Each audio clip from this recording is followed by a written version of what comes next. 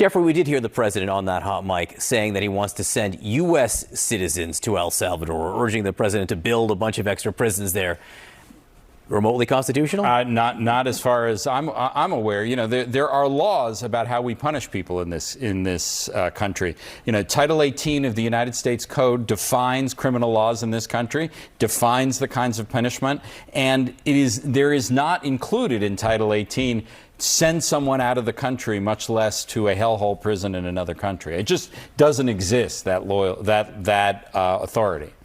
Totally agree. You cannot do that. But this president seems to want to push the limits of power and see how far he can get. And also, Judge, let me just ask about Stephen Miller, the non-lawyer we heard in the White House there, making the claim that the administration did not make a mistake by sending Abrego Garcia to El Salvador, despite the fact that they have admitted as much in court filings.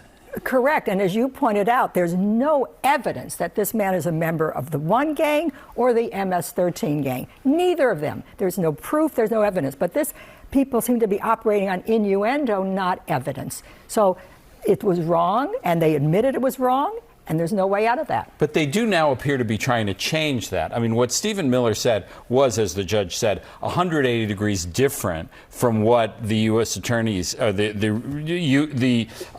lawyer for the United States said in court.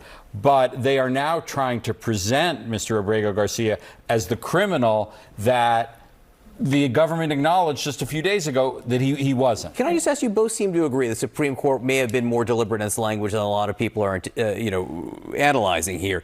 What do you think the Supreme Court thinks about all this? What do you think the Chief Justice thinks when he sees this man not being returned? I think they're very, very cautious, and they don't want a confrontation with the president. That's why the language is so cautious. But I think they want him returned.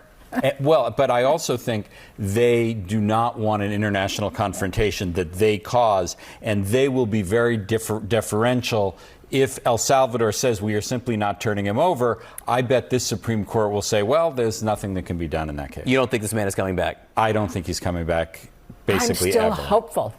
Judge, Jeffrey, thank you both, and our thanks to David Culver as well.